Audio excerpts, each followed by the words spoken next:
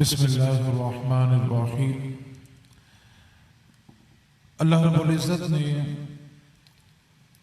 इंसान की जो तख्लीक है वो आदम अलैहिस्सलाम के जरिए फरमाई। निकाह करना ये नबी अकरम नूर मुजस्सम सल्लल्लाहु अलैहि वसल्लम की सुन्नत है। निकाह करना फर्ज भी है, निकाह करना वाजिब भी है, सुन्नत भी है, मकरूह भी है और हराम भी है। सबकी सूरतें अलग अलग हैं। दो बातें बुनियादी तौर पर आपसे अर्ज करनी है, उसके लिए मैं ख़वातीन की भी तवज्जो चाहूँगा। नबी पाक सल्लल्लाहु अलैहि वसल्लम ने इरशाद फरमाया कि अगर अल्लाह के अलावा किसी को सजदा करना जायज़ होता तो मैं बीवी को हुक्म देता कि वो अपने शोहर को सजदा करे। बुनियादी तौर पे माँ बाप ये चाहते हैं कि उनकी औलाद उनकी वो इज्जत करे जो दीन ने उनको बताई है। बीवी ये चाहती है कि उसको वो सारे हुकूक मिल जाएं जो दीन ने मुकर्रर किए हैं। शोहर ये चाहता है कि उसकी इज्जत इस तरह की जाए जैसे दीन ने बताई है। असल मसला ये है कि हर रिश्ता जो है वो अपनी इज्जत दीन वाली चाहता है, लेकिन दीन सीखना कोई भी नहीं चाहता। एक बात को ज़हन-नशीन कर लें, जब दीन सीखा होगा तो दीन वाली इज्जत भी तब मिलेगी। एक बात को याद रखें, नबी के पाक सल्लल्लाहु अलैहि वसल्लम की हदीस पाक है, शोहर के जिस्म से अगर पीप बहती हो और औरत अगर उसको अपनी जुबान से साफ कर ले तब भी अपने शोहर का हक अदा नहीं कर सकती। लेकिन सवाल ये पैदा होता है कि ये वाला जो मर्तबा है वो शोहर को कब मिलेगा? जब उसने अपनी ज़ौजा को दीन दिया होगा। मसला हमारे साथ ये है कि हम इज्जत सारे दीन वाली चाहते हैं, लेकिन दीन सीखना नहीं चाहते। जब हमने नस्लों को, बीवी को, घर वालों को दीन दिया होगा तो हमारे घर में हमारी इज्जत भी दीन वाली होगी। दो पहलू हैं, उसको बड़ी तवज्जो के साथ समझें। औरत ये इतराज करती है कि हमें तो ये हुक्म दिया गया है कि हम अपने शोहर की इताअत करें, लेकिन उसके मुकाबले में मर्दों को ये हुक्म नहीं है कि वो औरत की इताअत करे। तो फिर औरत को तो बराबरी का हक दीन ने दिया ही नहीं है।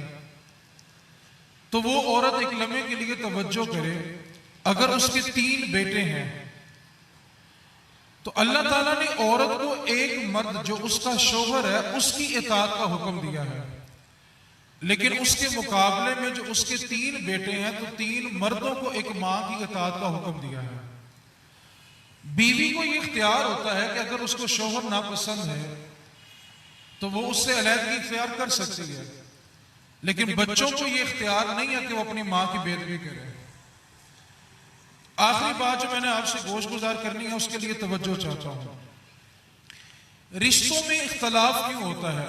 ख़वातीन भी अगर इस नुक्ते को समझ लेंगी तो उनकी जिंदगी में आसानी होगी। मर्द भी तवज्जो करें। एक बाप है, वो 40 से 50 साल मुशक्कत करता है, मजदूरी करता है। वो 50 साल कमाने के बाद भी अपनी बेटी को सारी सहूलतें नहीं दे पाता। हालांकि उसने 50 साल मुशक्कत की होती है, मजदूरी की होती है, दिन रात एक किया होता है, लेकिन उसके बावजूद भी वो अपनी बेटी को सारी सहूलतें नहीं दे सकता। लेकिन बेटी वाले वो सारी सहूलतें 22 साल दामाद से चाहते हैं, जो सहूलतें उसका अपना बाप 50 साल मेहनत करने की बाद भी नहीं दे सकता।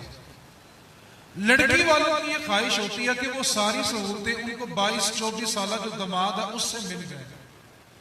तो पहला इंसाफ लड़की वालों की तरफ से ये होना चाहिए कि अगर बाप ने 50 साल मजदूरी की है तो 50 साल बाद भी वो सारी चीजें हमें नहीं दे सका, तो जिस घर में शादी करके जा रहे हैं अगर उसकी उम्र अभी 24 साल है तो हम उससे वो सारी चीजें डिमांड ना करें जो हमारा बाप हमें 50 साल मजदूरी करने के बाद भी नहीं दे सकता। दूसरी तरफ जो लड़के वाले होते हैं उनकी तरफ से ये चीज जो होती है वो परेशानी का बायस होती है। लड़के के जो माँ बाप होते हैं उन्होंने 30, 35, 40 साल कोशिश की होती है खानदान को जोड़ने की, लेकिन 40 साल की मेहनत के बाद भी सारा खानदान एक जगह पे जमा नहीं होता। कोई ना कोई रिश्तेदार नाराज रह ही जाता है। अब माँ बाप ने 40 साल मुशक्कत की, कोशिश की कि खानदान को एक जगह पर जमा किया जाए, लेकिन वो नहीं कर सके। और लड़के वाले यही चीज आने वाली बहू से 2 महीनों में चाहते हैं कि वो आए और 2 महीनों में सारे खानदान का दिल जीत ले। यार, जो काम आपके बड़े 40 साल में नहीं कर सके, आप आने वाली को वक्त तो दें, लेकिन हम उसको ये ताना दे देते हैं कि भाई तुमने तो किसी का दिल ही नहीं जीता, तुम खानदान को जोड़ ही नहीं सकी, आज तक तुमने खानदान को एक किया ही नहीं है। तो मेहरबानी करें, जो काम आपसे 40 साल में नहीं ना हुआ, आने वाली पे 6 महीने बाद कोई इल्जाम ना लगाए। और लड़की वाले इस बात पर तवज्जो करें कि जो सहूलतें बाप 50 साल मजदूरी करने के बाद भी नहीं बना सका ना, 24 साल दमाद से उसकी डिमांड ना करें। तीसरी बात, इतना कुरान तो हम सब ने पढ़ा हुआ है कि झूठ बोलने वाले पे अल्लाह की लानत है। अल्लाह की लानत का मतलब ये होता है कि बंदा उसकी रहमत से दूर हो गया। और नबी पाक सल्लल्लाहु अलैहि वसल्लम ने इरशाद फरमाया, जब बंदा झूठ बोलने के लिए अपना मुंह खोलता है तो उसके मुंह से ऐसी बदबू निकलती है कि अल्लाह की रहमत के फरिश्ते उससे 1 मील दूर चले जाते हैं, उसके करीब अल्लाह की रहमत नहीं आती। अब जब हम अपनी बेटियों का या बेटों का रिश्ता करते हैं तो झूठ बोल के करते हैं। उनके रिश्ते की बुनियाद में हमने अल्लाह की लानत रखी होती है, उस पर अल्लाह की रहमत होती नहीं है। बाद में हम ये शिकवा करते हैं, जब से हमारी बेटी की शादी हुई है उसके घर में सुकून ही नहीं है। बेटे वाले बाद में ये शिकवा करते हैं, जब से ये हमारे घर में आई है हमारे घर में सुकून ही नहीं है। तो मेरे भाई, जिनकी बुनियाद में आपने अल्लाह की लानत रखी हुई है ना, उस जगह कभी बरकत नहीं हो सकती। और इस बात को याद रखें, नबी के पाक सल्लल्लाहु अलैहि वसल्लम का फरमान है कि अगर अल्लाह तुम्हें कोई भलाई देना चाहे तो सारी कायनात मिलकर उसको रोक नहीं सकती, और अगर अल्लाह तुम्हें कोई भलाई नहीं देना चाह रहा तो सारी कायनात मिलकर तुम्हें वो चीज दे नहीं सकती। आपने जब रिश्ते की बुनियाद में झूठ रखा होगा ना, फिर किसी बुजुर्ग के तवीज काम नहीं आएंगे, फिर बड़े बड़े वजीफे और चिल्ले काम नहीं आते। होता हमारे साथ ये है कि हम वज़ाइफ भी पढ़ते रहते हैं, तवीज भी पी पी के गुर्दे वाश कर लेते हैं, लेकिन झूठ बोलना नहीं छोड़ते। और बाद में कहते भला क्या है यार, इस बार ना बाबा जी की तवीजों ने काम नहीं किया। यार, जब आप झूठ बोल बोल के अल्लाह की लानत ही वसूल कर रहे हैं तो काम में बरकत कैसे होगी? तो मेहरबानी करें, अपने बच्चों के जो रिश्ते हैं ना, उनकी बुनियाद सच्चाई पे रखें। बेटी ने अगर मैट्रिक किया तो क्या जरूरत पड़ गई है झूठ बोल के बीए बताना? बेटे का रिश्ता कर रहे हैं, अगर वो मजदूरी करता है तो क्यों झूठ बोला कि कारोबार अपना है? किराए का घर है तो क्यों झूठ बोला कि अपना घर है? जब बुनियाद में झूठ रखा होगा ना तो कभी वहां रहमत नहीं होगी, बरकत नहीं होगी। इस वास्ते मेहरबानी करें, अगर आप चाहते हैं कि बच्चों की जिंदगी खुशगवार हो तो उनकी बुनियाद सच के ऊपर रखें।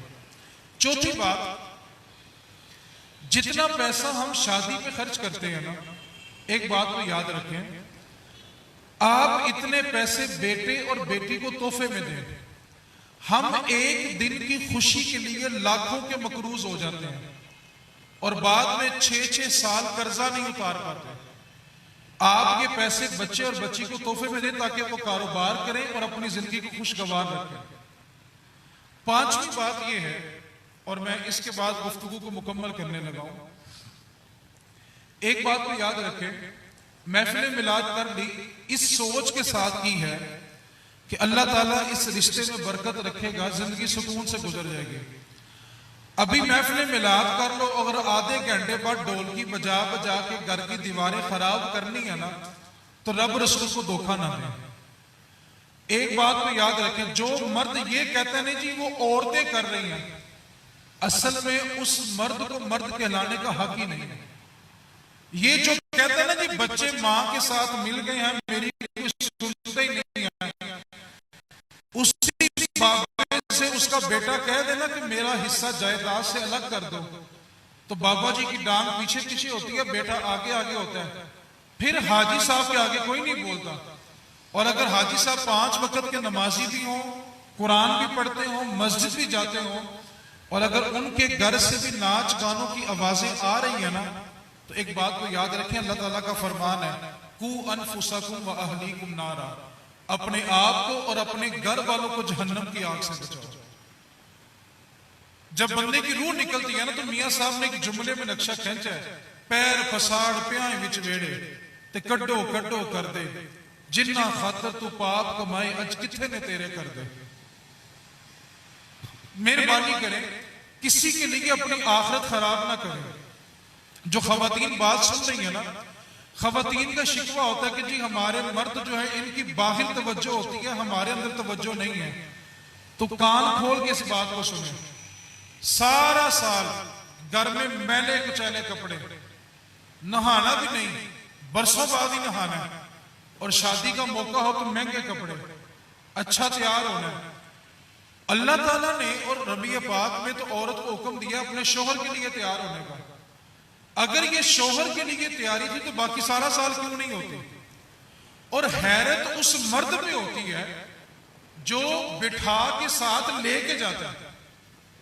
बंदा उससे क्यों नहीं कहता कि तुझे तो हुक्म था कि अपने शोहर के लिए तैयार हो, 6 महीने शादी नहीं आई तो तूने नए कपड़े नहीं निकाले, आज 6 महीने के बाद शादी आ गई तो नए कपड़े निकाल के पहन के चल पड़ी है।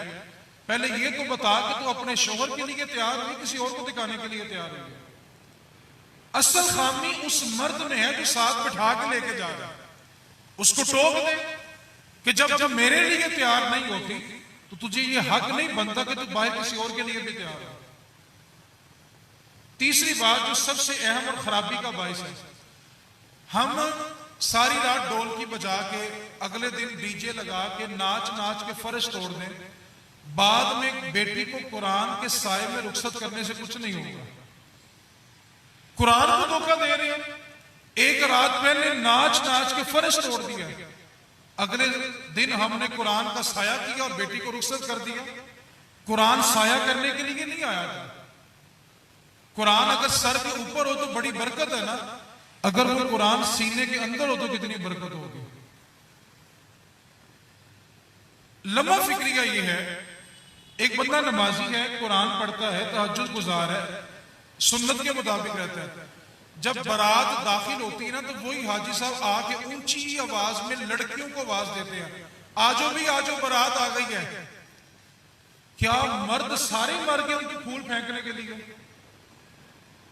मैं अपना गिरेबान पकड़ूं, आप अपना पकड़े। सवाल है हमारे ऊपर, अगर हमारी बेटियां, सवाल है मेरा ये, दूल्हे के साथ जो मर्द आते हैं सारे बाबू बुढ़े होते हैं कि जवान होते हैं?